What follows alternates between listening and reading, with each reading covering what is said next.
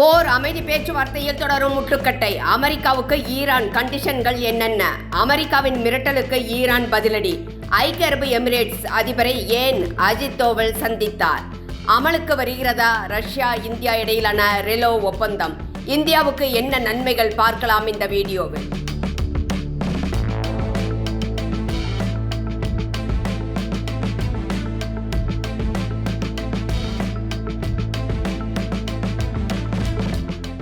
News pulse Tamil அன்பு இதயங்களுக்கு வணக்கம். அமெரிக்காவின் தவறான அணுகுமுறைகள் மற்றும் அளவுக்கு மீறிய கோரிக்கைகள் காரணமாக சில முன்னேற்றம் இருந்தபோதிலும் முந்தைய பேச்சுவார்த்தைகள் இலக்கை எட்டவில்லை என்று ஈரான் வெளிவிவகாரத்துறை அமைச்சர் அப்பாஸ் அராக்சி கூறியிருக்கிறார். தற்போதைக்கு போர் அமைதி பேச்சுவார்த்தை முடிவுக்கு வருவது போல் தெரியவில்லை. இழுபறி நிலைதான் நீடித்து கொண்டிருக்கிறது. இரண்டாம் கட்ட அமைதி பேச்சுவார்த்தை நடக்குமா நடக்காதா என்ற குழப்பம் நிலவி வருகிறது. ஈரான் துணைத் தலைவர் இஸ்மாயில் சகாப் எஸ்ஃபஹானி தனது எக்ஸ் பதிவில், எந்த போர் நடவடிக்கைக்கும் நாங்கள் பதிலளிப்போம்.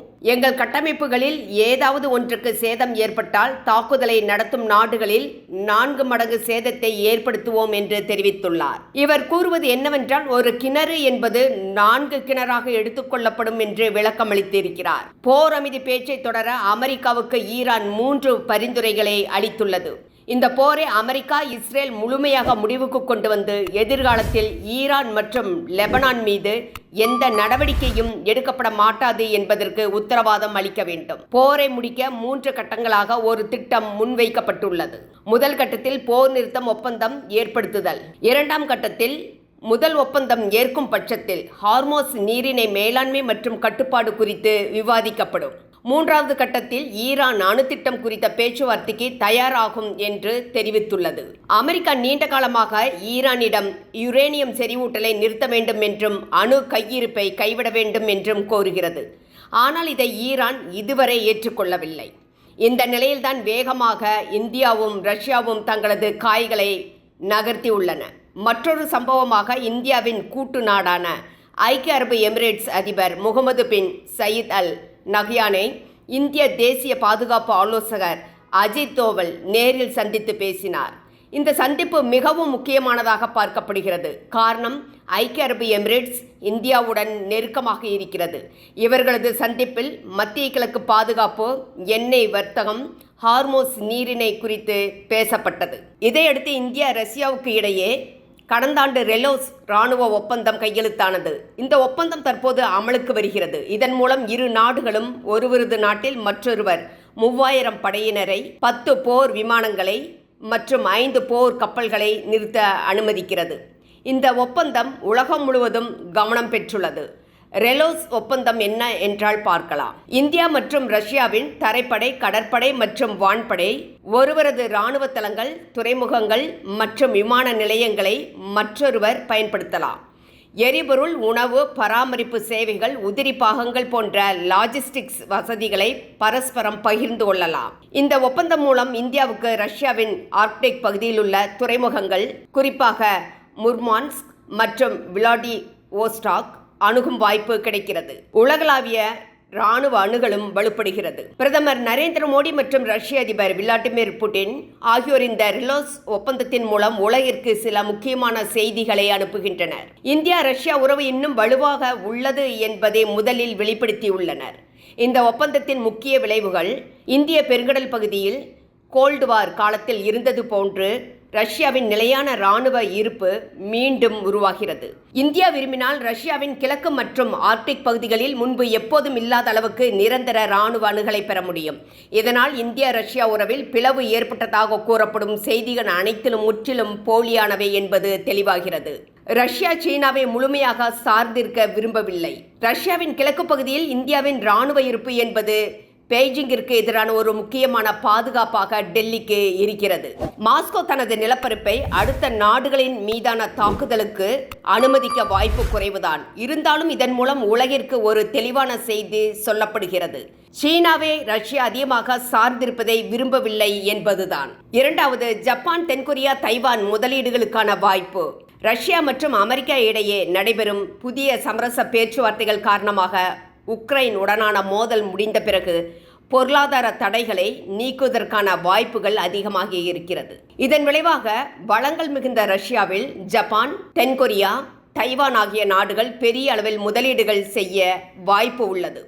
சீனாவுக்கு எதிரியான தைவான், ஜப்பான் நாடுகள் ரஷ்யாவில் அதிகமாக முதலீடுகள் செய்ய முன்வரலாம். நாங்கள் சீனாவுக்கு அடிமை நாடு இல்லை என்பதை ரஷ்யா தெளிவாக காட்டுகிறது. இதுவும் முதலீடு செய்யும் நாடுகளுக்கு ஊக்கத்தையும் நம்பிக்கையையும் கொடுக்கிறது. மூன்றாவது, ஆர்க்டிக் பகுதியில் சீனாவை ஆதிக்கம் செலுத்த விடாது. பல ஊடகங்கள் கூறி வருகின்றன, ஆர்க்டிக் பகுதியில் சீனாவுக்கு ஆதிக்கம் ஏற்படுத்த ரஷ்யா உதவும் என்று.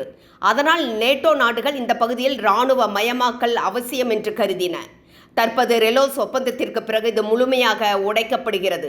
ஏனென்றால் மேற்கத்திய நாடுகளுடன் இந்தியா எப்போதும் நல்ல உறவில் இருக்கிறது. இதனால் ரஷ்யா இதை மீண்டும் உறுதிப்படுத்தும் வகையில் ஆர்க்டிக் பகுதியில் இந்தியாவுக்கு இராணுவ அணுகல் வாய்ப்பை வழங்கி வருகிறது. இதன் மூலம் மேற்கத்திய நாடுகளுக்கு சீனாவின் தலையீடு இல்லை என்ற சிக்னலை ரஷ்யா அனுப்புகிறது. நான்காவது, இந்தியா ஆர்க்டிக் பகுதியில் ரஷ்யாவின் முக்கிய எரிசக்தி கூட்டாளியாக இருக்கிறது. 2024ஆம் ஆண்டில் மேற்கத்திய நாடுகளின் தடைகள் காரணமாக சீன நிறுவனம் ஒன்று ஆர்க்டிக் LNG-2 திட்டத்திலிருந்து விலகியது. இதனால் ரஷ்ய உயர்மட்ட அதிகாரிகள் சிலருக்கு விரக்தி ஏற்பட்டது. எந்த சூழ்நிலையிலும் ரஷ்யாவுடன் சீனா உறுதியாக நிற்கும் என்று எதிர்பார்த்திருந்தனர். ஆனால் சீனா எப்போதும் போல் தனது சுயநலம்தான் முக்கியம் என்று விலகியது. ஆர்க்டிக் பகுதியில் இந்தியா தனது இராணுவ இருப்பை உருவாக்க தயாராகி வருகிறது. இதன் மூலம் இந்தியா ரஷ்யா உறவு ஆர்க்டிக் பகுதிக்கும் விரிகிறது. ஆர்க்டிக் ஏன் இந்தியாவுக்கு முக்கியம் என்று பார்க்கலாம். ஆர்க்டிக் பகுதியில் அரிய கனிமங்கள் நிறைந்துள்ளன. யுரேனியம், தங்கம், தாமிரம், பிளாட்டினம் போன்ற முக்கிய கனிமங்கள் அதிகமாக உள்ளன. ஆர்க்டிக் கடல் பனிகள் உருகுவதால் நார்தன் சீ ரூட் போன்ற புதிய கடல்வழிகள் உருவாகின்றன. இது ஆசியா மற்றும் ஐரோப்பாவுக்கு இடையேயான பயண தூரத்தை சுமார் 40% வரை குறைக்கிறது. சூயஸ் கால்வாயுடன் ஒப்பிடுகையில் வேகமான கப்பல் போக்குவரத்து மற்றும் நெரிசலான கடல் போக்குவரத்தை தவிர்த்து மாற்று கடல் பாதை வாய்ப்பு ஏற்படுகிறது. ஆர்க்டிக் பகுதி தென்னாசிய பருவமழையை கட்டுப்படுத்துவதில் முக்கிய பங்கு வகிக்கிறது. இது இந்தியாவின் வேளாண்மைக்கு உயிர் நாடியை போன்றது. ஆர்க்டிக் பகுதி வேகமாக சூடாவதால் இந்தியாவில் மழைப்பொழிவை நேரடியாக பாதிக்கிறது. ஆகவே ஆர்க்டிக் பகுதியில் இந்தியா மேற்கொள்ளும் அறிவியல் ஆய்வுகள் உணவு மற்றும் நீர் பாதுகாப்புக்கு முக்கியமானவை. அமெரிக்கா, ரஷ்யா, சீனா மற்றும் ஐரோப்பிய நாடுகள் ஆர்க்டிக் பகுதியில் தங்களது செல்வாக்கை அதிகரித்து வருகின்றன. சீனா தன்னை நியர் ஆர்க்டிக் ஸ்டேட் என அறிவித்து போலார் சில்க் ரோடு முயற்சியை தொடங்கியுள்ளது. இந்தியாவுக்கு ஆர்க்டிக் பகுதியில் ஒரே மனநிலை கொண்ட நாட்டுடன் இணைந்து செயல்படுவது அவசியமாகிறது. அதுதான் ரஷ்யா. இந்த நிலையில் இந்தியாவுக்கும் நியூசிலாந்துக்கும் இடையே $20 பில்லியன் ஒப்பந்தம் இன்று டெல்லியில் கையெழுத்தாகி இருக்கிறது. இந்த ஒப்பந்தத்தின்படி இந்தியாவில் நியூசிலாந்து $20 பில்லியன் அளவிற்கு முதலீடு செய்யும். இன்று உலகில் புவிசார் அரசியல் மாறிக்கொண்டிருக்கிறது. நாடுகள் தங்களுக்கான நண்பர்களை அவர்களே தேர்வு செய்து வருகின்றனர். அப்படியான சூழலில்தான் இந்தியா தனக்கான நண்பர்களை ஆசியா, ஐரோப்பா ஆகிய கண்டங்களில் தேர்வு செய்து வர்த்தக ஒப்பந்தங்களை மேற்கொண்டு வருகிறது. நண்பர்களே, உங்களது கருத்துக்களை எங்களுடன் பகிரவும். உங்களது ஆதரவு எங்களுக்கு மிகப்பெரிய ஊக்கமாக இருக்கும். எங்களது யூடியூப் சேனலை சப்ஸ்கிரைப் செய்யவும், லைக் செய்யவும், ஷேர் செய்யவும். நன்றி.